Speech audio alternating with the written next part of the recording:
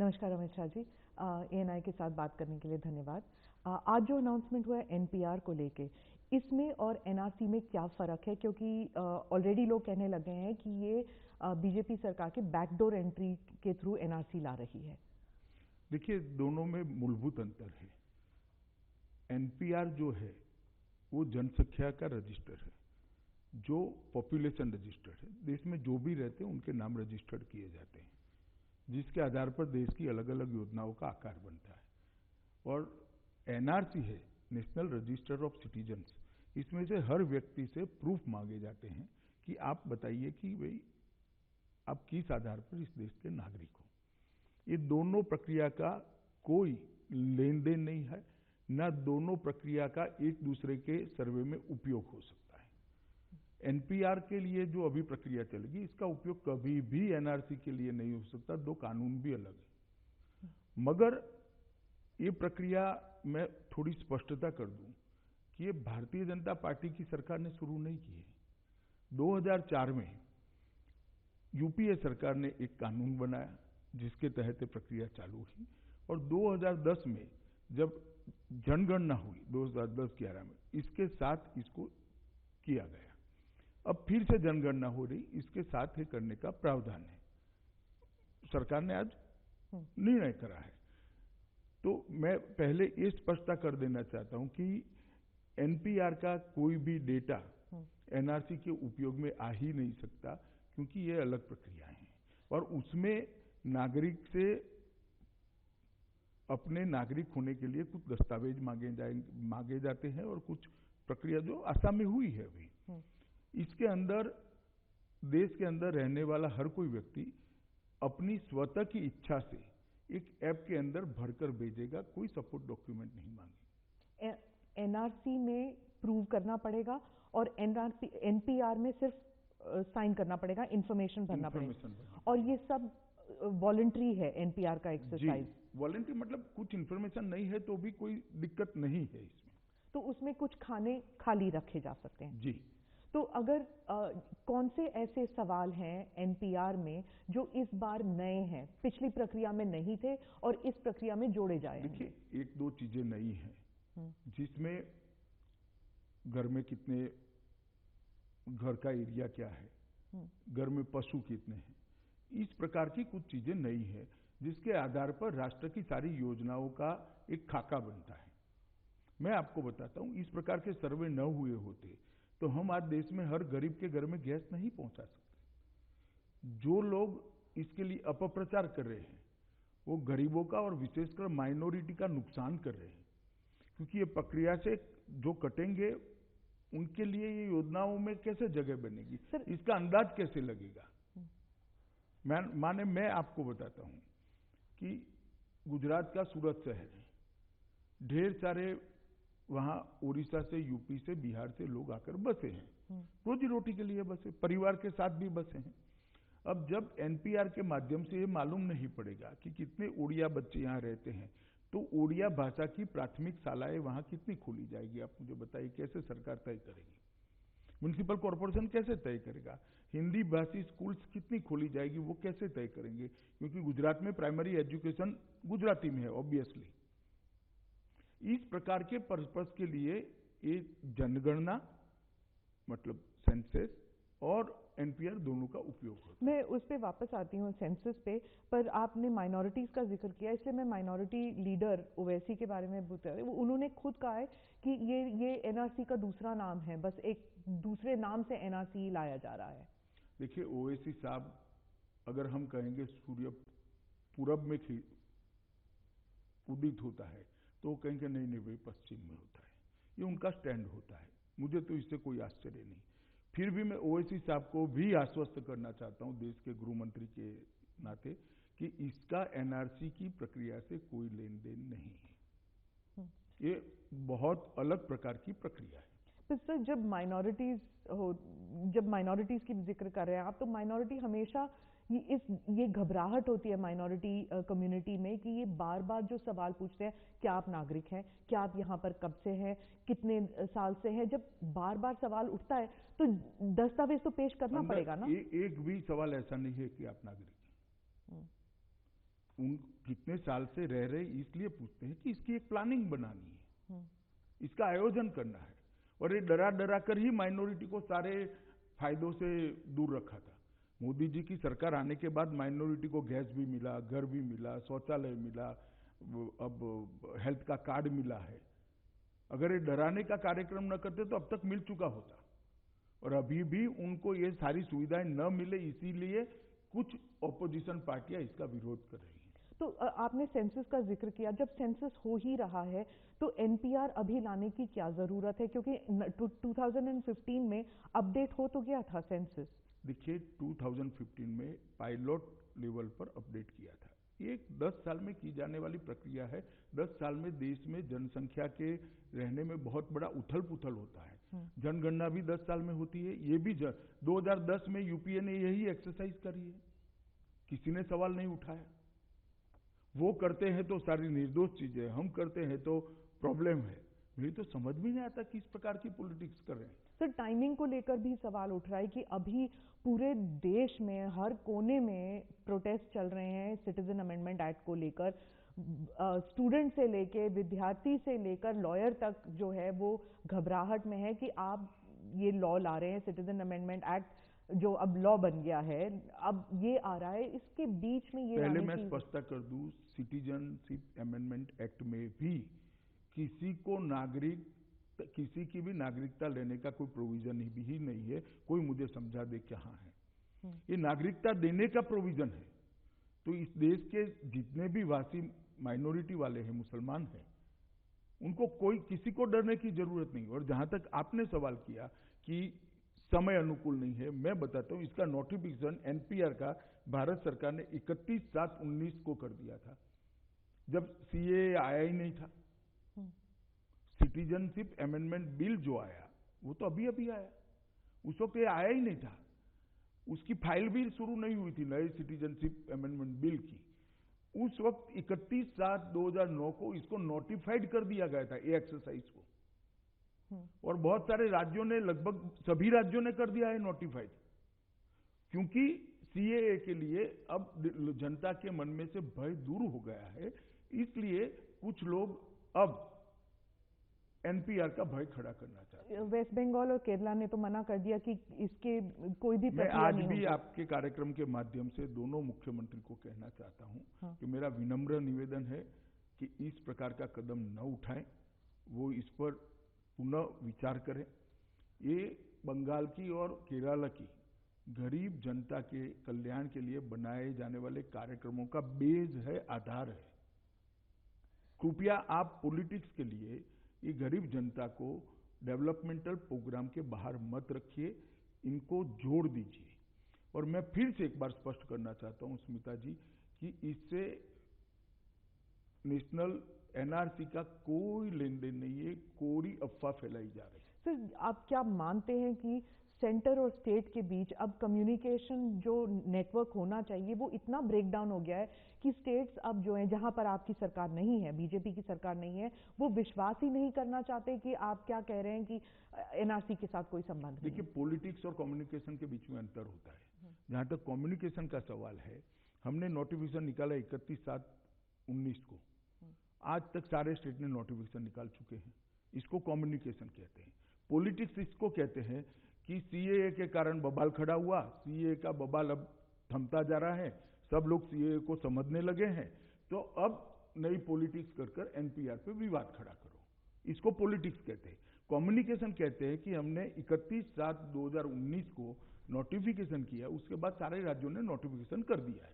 क्या इसे पॉलिटिक्स कहते हैं या बीइंग सेंसिटिव टू पीपल? मतलब कि अगर लोग समझते हैं कि इससे मुझे घाटा हो रहा है, तो क्या आप सेंसिटिविटी को लोग नहीं समझ रहे, लोगों को समझाया जा रहा है और गलत समझाया जा रहा है। गलत समझाया जाए, इसीलिए स्पष्टता के लिए मैंने आज एएनआई की टीम को रिक्वेस्ट तो ये आप कह रहे हैं कि गलत समझाया जा रहा है, तो फिर ऐसे क्यों हुआ कि एक हफ्ते तक प्रोटेस्ट इतने वायलेंट हुए लेकिन कम्युनिकेशन जो है सरकार की तरफ से कमी रही, खामियां रही? क्या आप मानते हैं? देखिए, कुछ तो खामी रही होगी, मुझे स्वीकारने में कोई तकलीफ नहीं है, परंतु पार्लियामेंट का मेरा भाषण उठाकर देख लीजिए, इसमें मैंने ये सारी स्पष्टताएं करी है कि इसी से किसी भी अल्पसंख्यक की नागरिकता जाने का सवाल नहीं, किसी की भी जाने का सवाल नहीं है, क्योंकि ये बिल में किसी की नागरिकता लेने का कोई प्रावधान ही नहीं है। अब आप सीएए के बारे में कह मैं रहे हैं। सीएए हाँ। के बारे में आपने कहा ना जी कम्युनिकेशन, जी जी। तो सीएए में मैंने मेरे राज्यसभा लोकसभा के भाषण में ही स्पष्ट कर दिया था कि ये नागरिकता देने का कार्यक्रम है, बिल है, नागरिकता लेने का इसमें कोई प्रोविजन नहीं है, मगर लोगों को भड़काया गया। जब तक सच बात लोगों तक पहुंची तब तक थोड़ी हिंसा जरूर हुई है, मगर रिपीटेड हिंसा कहीं पर नहीं हुई, एक के बाद एक जगहों पे हुई। और मैं मानता हूं कि अच्छाई है कि जनता ने अब शांति के रास्ते पर चले हैं और वास्तविक स्थिति को समझाने का हम भी प्रयास करें। तो जो एनपीआर को लेके, इसको लेके भी बवाल उठ सकता है, इसको लेके भी मिसकम्युनिकेशन, अगर आप कह रहे हैं कि मिसकम्युनिकेशन की वजह से या फिर पॉलिटिक्स की वजह से लोगों को भड़काया गया और इसकी वजह से वायलेंस हुआ, तो क्या एनपीआर को भी लेके ऐसे हो सकता है? नहीं, इसीलिए मैं आपके साथ इंटरव्यू कर रहा हूँ कि ये पूरी एक्सरसाइज कांग्रेस के बनाए कानून के अंतर्गत ही हो रही है। कांग्रेस ये पूरी एक्सरसाइज 2010 के अंदर 11 के अंदर कर चुकी है, कार्ड भी बांटे हैं, हम वही एक्सरसाइज करने जा रहे हैं। कृपया मैं लोगों को भी विनती करता हूं, देश की जनता को भी विनती करता हूं कि आप ऐसे बहकावे में मत आइए कि एनआरसी और एनपीआर एक एक्सरसाइज है। एनपीआर की एक्सरसाइज का या जनगणना का एनआरसी के साथ कोई लेन देन नहीं है, दूर दूर तक नहीं है, ना इसके डेटा का एनआरसी के लिए उपयोग होने वाला है। एनपीआर में, पिछले एनपीआर में जब हुआ था तो उस वक्त आधार नहीं था, आधार कार्ड। तो इस बार जो है, क्या आधार की इंफॉर्मेशन सिटीजन को देना पड़ेगा? जब क्वेश्चन पूछा जाएगा, जब सवाल पूछा जाएगा, तो क्या बायोमेट्रिक्स होगा और क्या देना पड़ेगा? देखिए स्मिता जी, हमने एक ऐप भी बनाया है जो फ्री ऑफ कॉस्ट हर नागरिक डाउनलोड कर पाएगा अपने मोबाइल पे और भरकर भेज सकता है। तो जब जनगणना अधिकारी आएंगे, एनपीआर के बनाने वाले लोग आएंगे, तब सिर्फ टिक कर 10 मिनट के अंदर काम समाप्त हो जाएगा। कोई डॉक्यूमेंट नहीं लेना है, कुछ नहीं लेना है, जो इन्फॉर्मेशन आप देंगे उसका सरकार रजिस्टर बनाएगी और ये इन्फॉर्मेशन के आधार पर आने वाले 10 दिनों तक भारत की विकास की योजनाओं का प्लानिंग होगा, भारत के विकास का खाका तैयार करेगा। तो जो आधार का नंबर होता है, क्या उसमें नंबर वगैरह देना पड़ेगा? नंबर देंगे तो प्रोविजन तो है, मतदाता नंबर भी मांगा गया है, लास्ट टाइम भी मांगा गया था, और देने में कोई हर्ज नहीं। आपने आधार निकलवाया, आपका नंबर है, तो देने में क्या। पर सरकार के पास जब इतना सारा इंफॉर्मेशन सिटीजन को लेकर ऑलरेडी है, कितने सारे डेटाबेस हैं, पासपोर्ट डिटेल्स है, राशन कार्ड डिटेल्स है, आधार डिटेल्स, उसको सब मैं आपको बताता हूं, हर 10 साल में अंतरराज्यीय उथल पुथल जनता की बहुत बड़ी होती है, हर 10 साल के अंदर, और वो अंतरराज्यीय उथल पुथल को मैप पर रखे बगैर राज्यों के विकास के और केंद्र के विकास के नक्शे नहीं बन सकते। मैं राज्य सरकार में भी रहा हूं, जनगणना का आधार राज्य सरकारें भी लेती है, एनपीआर का आधार राज्य सरकारें भी लेती है अपने प्लानिंग के लिए, ये नहीं बन सकता। और एक संवैधानिक प्रोविजन है हर 10 साल में जनगणना करना, ये संवैधानिक प्रोविजन है।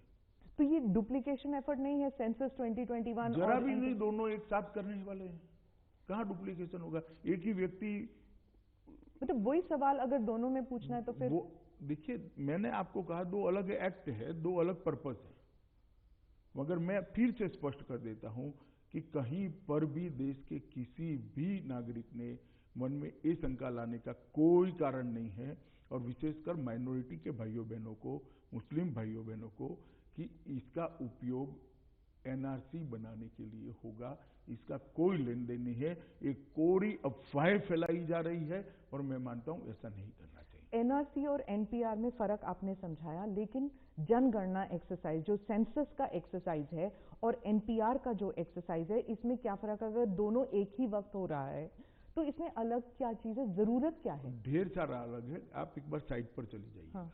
ढेर सारा अलग है, इसीलिए 2 कानून बनाए गए। और मैं अभी भी, आप देखिए, सवाल एनपीआर से कोई तकलीफ नहीं है। एनपीआर से तकलीफ होती तो इतने नोटिफिकेशन क्यों निकलते? 2010 में क्या हो, क्यों हुआ विवाद नहीं हुआ? 2015 में हुआ, क्यों विवाद नहीं हुआ? सवाल सीएए से खड़ा हुआ, जो अफवाहें फैलाई गई। सीएए में भी अब लोग समझने लगे हैं कि इससे किसी की नागरिकता नहीं जाने वाली है, माइनॉरिटी की भी नहीं जाने वाली। ये नागरिकता देने का कानून है। अब जब सीए की विवाद समाप्त हो रहा है तो एक नया विवाद खड़ा करने का एक राजनीतिक प्रयास हो रहा है। मैं अभी भी सभी राजनीतिक दल को भी कहना चाहता हूं, अगर आपके मन में स्पष्ट रूप से कोई शंका है तो मैं सार्वजनिक रूप से एएनआई को कह रहा हूं, पूरा देश सुनेगा इसको, कि आप शंका निकाल दीजिए कि ये डेटा का उपयोग एनआरसी बनाने में होगा या यही एनआरसी है। दो में से एक भी सच्चाई नहीं है। और अगर ये पॉलिटिकल विवाद है तो कृपया ऐसा मत करिए। इसका क्या, इस डेटा का इस्तेमाल क्या पॉलिटिक्स के लिए नहीं किया जा सकता? किया जा सकता है ना, क्योंकि ये तो पब्लिक इंफॉर्मेशन हो जाता है ना। जैसे आधार का जो इंफॉर्मेशन है वो प्राइवेट इंफॉर्मेशन है, वो अलाउड नहीं है किसी को आउट करने के लिए, लेकिन एनपीआर का जो डेटा है, इसीलिए तो मैं कह रही थी कि विश्वास नहीं हो रहा है सरकार। मगर स्मिता जी मुझे ये बताइए कि मैं जब कह रहा हूं दो कानून अलग है, इसका कोई सर्वे एनआरसी के काम में आ ही नहीं सकता। वो उसके पास से प्रूफ मांगने पड़ेंगे, प्रूफ मांगे मगर किसी की नागरिकता को टच नहीं कर सकते हो आप, उसको सुनना पड़ेगा, उसके बाद में भी एक लीगल प्रोसेस है, ये कुछ नहीं हो सकता इसमें से। इसलिए मैं कह रहा हूं कि इसका उपयोग एनआरसी में नहीं हो सकता है। जो एनआरसी है, बहुत से चैनल्स ने आपके पूर्व भाषण एयर किए हैं जिसमें आपने कहा कि एनआरसी लागू होगा पूरे देश में, लेकिन प्रधानमंत्री जी के भाषण से ऐसे लगा कि देयर इज अ रीथिंक आपकी पार्टी में, और ये आपके मैनिफेस्टो में है लेकिन आप शायद लागू नहीं करेंगे। देखिए, इस पर अभी इसलिए चर्चा करने की जरूरत नहीं क्योंकि एनआरसी अभी कहीं विचार में ही नहीं है। प्रधानमंत्री ने ठीक कहा है कि ना कैबिनेट में चर्चा हुई, ना पार्लियामेंट में एनआरसी ये एक्ट में किसी ने कहा है। मेरी पार्टी का घोषणा पत्र अपनी जगह पे है और जब होगा तब थोड़ी ना छिप कर होगा, ये एक्सरसाइज ऐसी नहीं होती। तो इसीलिए तो कंफ्यूजन होता है ना कि संडे को प्रधानमंत्री कहते हैं कि एनआरसी नहीं होगा और ट्यूसडे को आप एनपीआर ले आते हैं, तो थोड़ा इसलिए कंफ्यूजन न करिए कि एनपीआर और एनआरसी के बीच में कोई संबंध ही नहीं है। क्या इसमें ये संडे को प्राइम मिनिस्टर ने जो भाषण किया उसके पहले 31/7/2019 को इसका नोटिफिकेशन निकला। इसका मतलब है कि कैबिनेट के हमारी फाइल का निर्णय वगैरह तो 6ठे महीने में हो चुके थे। केरला और वेस्ट बंगाल ने तो मना कर दिया, अब क्या अगर और राज्यों में होगा तो? नहीं, हम संवाद करेंगे, समझाएंगे सबको। तो आप सभी चीफ मिनिस्टर्स को बुलाएंगे, इसको एक मैंने ऐसा नहीं किया, कंसेंसस के तौर पर संवाद करूंगा, ऑब्जर्व भी करेंगे, मैं भी बात करूंगा और मैं समझाने का पूरा प्रयास करूंगा। मैं नहीं चाहता कि बंगाल के गरीबों को इससे होने वाले फायदे से बंगाल के गरीब और केरल के गरीब वंचित रह जाए। तो मैं पूरा प्रयास करूंगा कि सभी राज्य एनपीआर से जुड़ जाए।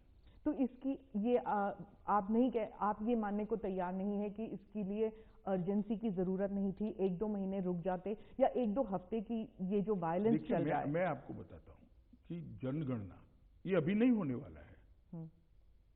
होगा तो 2020 के अप्रैल में तो सिर्फ मकानों की मैपिंग चालू होगी और 2021 में होने वाला है ये भी।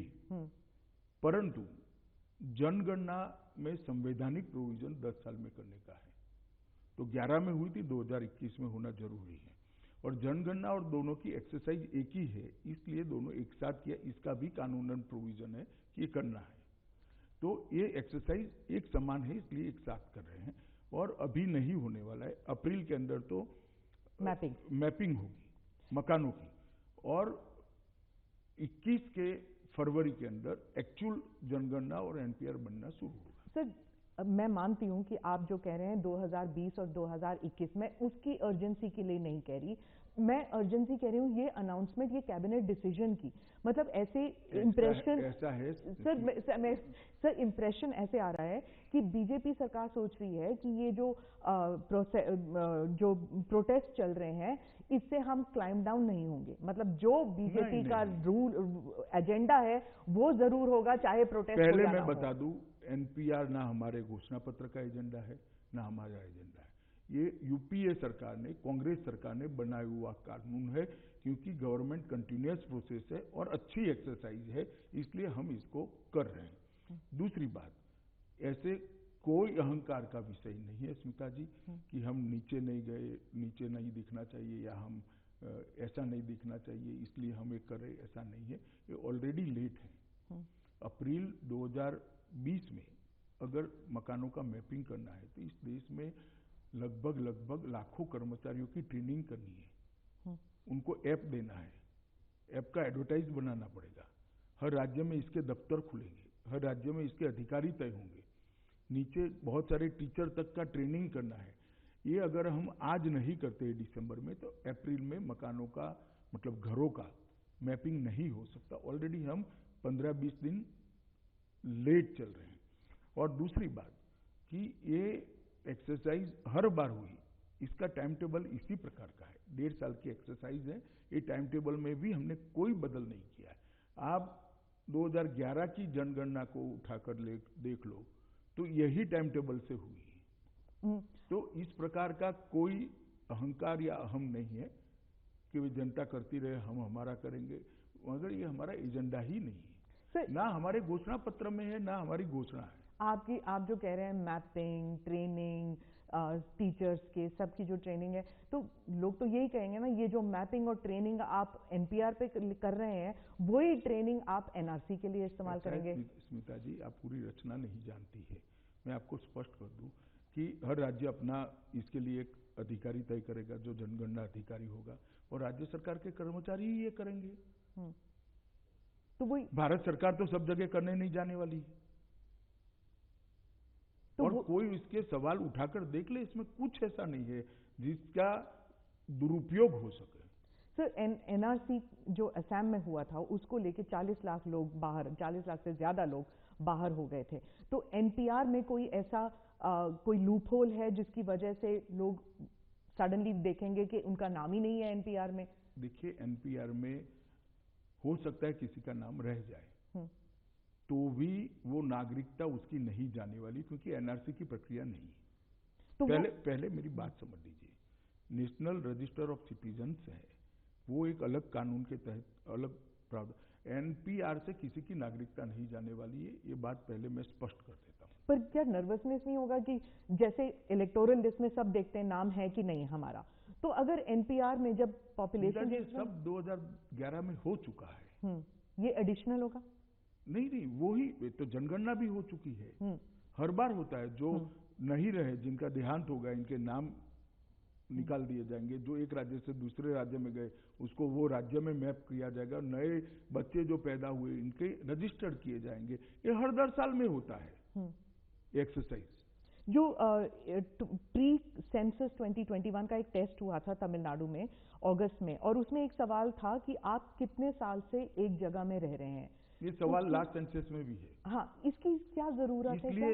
इसलिए जरूरत है कि वो जगह में एजुकेशन से लेकर ढेर सारी चीजों को, ये अस्थाई किराए पर रह रहे, अपने मकान पे रह रहे, इसके आधार पर इसकी वहां की योजनाओं का प्लानिंग होता है। और ये सवाल लास्ट सेंसस में भी था, ऐसा नहीं है कि ये सवाल नया जोड़ा गया है, लास्ट सेंसस में भी था। पर असम को लेकर ये सवाल उठेगा तो एनपीआर जो एक्सरसाइज होगा तो उसमें अगर ये सवाल पूछा जाता है तो क्या it is only to get to know? NRC बन चुका है वहां पर, वो लिस्ट तो अलग से बन ही चुका है। अब असम में कोई एक्सरसाइज कहां बाकी रही? सर, मैं सीए प्रोटेस्ट के बारे में पूछना चाहती हूँ कि एक हफ्ते तक इतना वायलेंस हुआ, लोगों की जानें गई, आपकी तरफ से संवेदना एक्सप्रेस करना या फिर उस सिचुएशन को कंट्रोल में लाने के लिए आपकी तरफ से कुछ भी नहीं आया जिससे लोगों को लगे कि हाँ ये? ऐसा नहीं है। मैंने 2 बार प्रेस नोट देकर सबको शांति रखने की अपील भी करी, सबसे बात भी करी है, ढेर सारे लोगों से बात करी, ऐसा नहीं है। और शांति बनाने के लिए गृह मंत्रालय ने जो प्रयास करने हैं वो सार्वजनिक नहीं हो सकते, वो राज्यों के साथ संवाद कर, राज्यों के साथ बात कर हो सकते, वो सभी किए गए हैं और अब शांति है।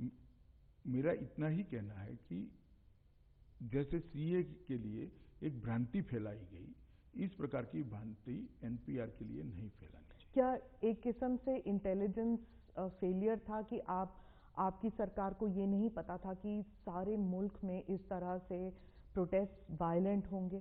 देखिए, सीए का सबसे बड़ा अगर रेजिस्टेंस कहीं से आना था तो नॉर्थ ईस्ट और बंगाल से आना था, क्योंकि ढेर सारे शरणार्थी वहाँ हैं वहाँ उनको नागरिकता मिलेगी तो लोकल लोगों के अंदर अनरेस्ट आ सकता था। वहाँ कंपेरेटिवली कुछ नहीं हुआ, कंपेरेटिवली। और बाकी सारे राज्य जहाँ सीए का कोई लेन देन ही नहीं, वहाँ पॉलिटिकल आंदोलन चलाया गया। मैं मानता हूँ कि इस प्रकार के सेंसिटिव मुद्दों को पॉलिटिकली तराजू में रखकर नहीं देख। तो हर राज्य में जो प्रोटेस्ट हो रहे हैं, आप मानते हैं कि ये आप समझते हैं, आपके इंफॉर्मेशन के?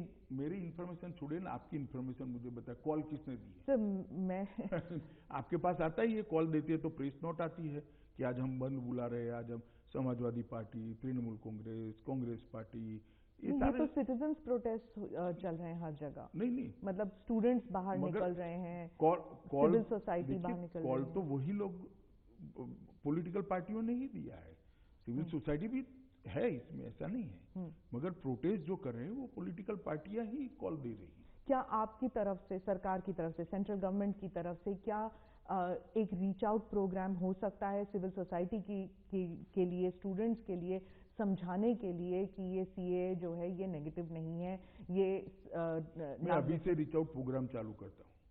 मैं बता देता हूँ सीए क्या है। Citizenship amendment act Bharat, Pakistan और बांग्लादेश में जो माइनॉरिटी है और जो अपना धर्म बचाने के लिए अपनी प्रताड़ना से भागकर यहाँ आए हैं, उनको नागरिकता देने का कार्यक्रम है। भारत में रहते हुए एक भी व्यक्ति की नागरिकता छीनने का कार्यक्रम नहीं है। जो भ्रांति फैलाई गई है कि सीएए से विशेषकर माइनॉरिटी की नागरिकता चली जाएगी, जिनके पास कार्ड नहीं है, ये नहीं है, वो भी गलत बात है। मगर सीएए में तो नागरिकता जाने का कोई प्रोविजन ही नहीं है। इसलिए ये जो भ्रम फैलाया जा रहा है वो अब धीरे धीरे जनता तक चीजें पहुंची है और जनता समझने भी लगी है कि भाई किसी की नागरिकता जाने का सवाल ही नहीं है। इसलिए धीरे धीरे अब यू टर्न हो रहा है। सर, जो वायलेंस हुआ है, हिंसा हुआ है, उसमें पुलिस की तरफ से और पुलिस पर बहुत हिंसात्मक कार्य हुए हैं, तो इसको आप जरा बताएंगे कि ये ना हो और इसके लिए आपने कंडेम किया है वायलेंस को, पुलिस को सेंसिटिव होने के लिए कोई ट्रेनिंग दी जाएगी? देखिए, पुलिस, जहां तक पुलिस का सवाल है, वो ट्रेनिंग कंटिन्यूअस प्रोसेस से दी ही जाती है।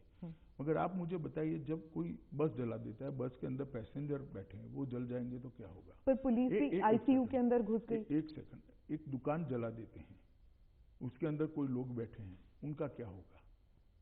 पुलिस को फायरिंग करने का तो स्टेज तब आता है जब किसी की जान खतरे में आती है, और वो नहीं करता है तो वो उसकी ड्यूटी नहीं निभाता है। और आईसीयू के अंदर घुसे भी ऐसी इक्का दुक्का घटनाएं हुई होगी जहां दंगाई वहां भागकर घुसे होंगे, उनके पकड़ने के लिए गए होंगे, परंतु ऐसी घटनाएं टालनी चाहिए, इसमें कोई दो राय नहीं है। मगर एक सेफ जगह पर इंटरव्यू करते करते इसकी चर्चा करना और हजारों पत्थर सामने से आ रहे हो, उस वक्त धैर्य रखना, उसको अपनी भी जान बचानी है, जनता की भी जान बचानी, हमने इसकी भी पोजीशन समझनी चाहिए। सर, प्रधानमंत्री ने कहा था डिटेंशन सेंटर्स को लेकर, और आज के अखबार में डिटेंशन सेंटर के फोटो तक आ गए हैं, तो क्या ये डिटेंशन सेंटर हैं, बन रहे हैं? क्या लोगों को इसमें डाला जाएगा जो अपना सिटीजनशिप प्रूव नहीं कर सकता? इसको जरा क्लैरिफाई कर दीजिए। देखिए, ये डिटेंशन सेंटर जो बने हैं वो कंटिन्यूअस प्रोसेस है। इस देश में ऐसा नहीं है कि कोई भी नागरिक, दुनिया में से कोई भी आदमी घुस कर रह सकता है। इस देश का एक कानून है, अगर एक नागरिक पकड़ा जाता है, कोई भी देश का है, यूरोपियन देश का है, जिसको वहां जाने की परमिशन नहीं है, यहाँ रहने की परमिशन नहीं है, वीजा नहीं है, पासपोर्ट नहीं है, तो उसको पकड़कर डिटेंशन सेंटर में रखा जाता है। बाद में इसको वापस भेजने की प्रक्रिया होती है, डिपोर्ट की प्रक्रिया होती है। ये डिटेंशन सेंटर और एनआरसी का कोई लेन देन नहीं है। डिटेंशन सेंटर में रेफ्यूजीज को नहीं रखा जाएगा, इलीगल माइग्रेंट्स को रखा जाएगा, क्या ये कहने की? ये जो अभी डिटेंशन सेंटर चर्चा में आया है वो वही है। क्या है? इलीगल माइग्रेंट जो कहीं पर भी पकड़े, उसको रखे कहाँ? जेल में नहीं रख सकते आप। उसको एक डिटेंशन सेंटर में रखते हैं और बाद में वो देश के साथ बात करके उनको वापस भेजने की व्यवस्था करते हैं। तो अगर वो माइग्रेंट जो बाहर से आया है, उसके पास, उसने अगर अप्लाई नहीं किया रेफ्यूजी स्टेटस के लिए, तो वो इलीगल हो गया।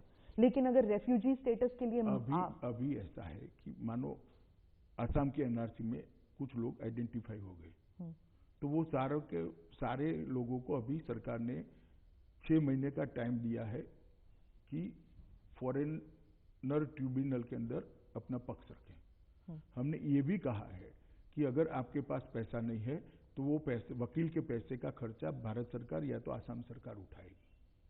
हमने ढेर सारी ट्रिब्यूनल्स भी बनाई है, किसी को डिटेंशन सेंटर में नहीं रखा। ये अफवाह फैलाई जा रही है स्मिता जी। आज आसाम के अंदर जो 19 लाख लोग एनआरसी में नहीं आए थे, उनको डिटेंशन सेंटर में नहीं रखा है, अपने घर में ही रह रहे हैं। तो बना क्यों है फिर डिटेंशन? नहीं, ये उनको मौका दिया जाता है। डिटेंशन सेंटर तो देश में कोई भी नागरिक किसी भी देश से चला आएगा। देखिए, कोई अमेरिका में कोई नागरिक पकड़ा जाएगा, उसको कहां रखेंगे बताइए आप मुझे। वहां पर भी डिटेंशन सेंटर या जो व्यवस्था होगी वो सरकार की रखना पड़ेगा। बाद में हमारी एम्बेसी से बात करेंगे, हमारे देश का है तो, पाकिस्तान का है तो पाकिस्तान की एम्बेसी, और बाद में डिपोर्ट करेंगे। तो इसको कहीं पर होल्ड तो करना पड़ेगा। तो मानो हिमालयन एरिया है, इसमें किसी विदेशी को जाने की अनुमति नहीं है। कोई क्यूरियोसिटी से भी वहां चला गया परमिशन के बगैर, तो उसको पकड़कर पुलिस ने कहीं रखना पड़ेगा। तो ये डिटेंशन सेंटर्स कहाँ कहाँ बनेंगी? कहीं नहीं बनने, एक बना हुआ है आसाम के अंदर और सालों से ही। कर्नाटका में भी है, कर्नाटका के काफी सारे इलाकों में है, रिपोर्ट्स आ चुकी हैं। नहीं, कोई डिटेंशन, एक ही है मेरे हिसाब से, मैं कंफर्म नहीं हूं, मगर एक ही है। और कोई डिटेंशन सेंटर फंक्शनल नहीं है, और ना मोदी सरकार आने के बाद बनाए गए हैं। तो ये सिर्फ असम के लिए, मतलब जो असम के लिए नहीं है स्मिता जी, कोई भी हाँ। कोई आज दिल्ली में भी कोई नागरिक वीजा के बगैर घूम रहा है, क्या करना? आप बताइए, आप हैं उसको एक बार तो कानून ने अपने हाथ में लेना पड़ेगा, बाद में उसको वापस भेजने की व्यवस्था करनी पड़ेगी। तो इसके लिए प्रक्रिया शुरू हो चुकी है? आप फॉरेन गवर्नमेंट शुरू नहीं हुए, ये तो हर रोज डे टू डे चलने वाली प्रक्रिया है। एक गाड़ी टकरा गई और अंदर से कोई ऐसा व्यक्ति पकड़ा गया जिसके पास वीजा नहीं है, क्या कर सकते हैं आप समझ रहे हैं कि इससे एक पूरी एक पैनिक सिचुएशन शुरू हो जाता है जब डिटेंशन सेंटर की फोटोग्राफ्स निकल आते हैं कि एक ओपन जेल किस्म का बन रहा है। मैं आपको बताता हूं, ये कंटिन्यूअस प्रोसेस है, इसका एनआरसी एक्सरसाइज से कोई लेन देन नहीं है। और सिटीजनशिप अमेंडमेंट बिल के साथ भी कोई लेना नहीं। सीएए से तो हो ही नहीं सकता, क्योंकि इसमें किसी की नागरिकता लेनी ही नहीं है। नहीं, पर डिटेंशन सेंटर तो इलीगल माइग्रेंट्स के लिए होगा तो ना? वो सीए से क्या लेन देन है? सीए में तो नागरिकता रेफ्यूजी को देने का प्रोविजन है। हाँ। तो सीए से किसी को इलीगल तो ये एक किस्म का नहीं कर रहे हैं। ये डिटेंशन सेल है, एक किस्म का सॉफ्ट जेल है, आप कह रहे हैं? सॉफ्ट जेल भी नहीं कर सकते, उसको रखने की व्यवस्था है। तो फैमिलीज को रखा जाएगा वहां पर? जो पकड़े जाएंगे उसको रखा जाए। और ये आज से नहीं चल रही है व्यवस्था, ढेर सारे सालों से व्यवस्था चल रही है। ढेर सारे सालों से डिटेंशन सेंटर्स हैं हमारे मुल्क में, ये व्यवस्था है, और ये व्यवस्था कंटिन्यूअस प्रोसेस है, कोई एनआरसी के लिए नहीं बनाया गया। जी, धन्यवाद।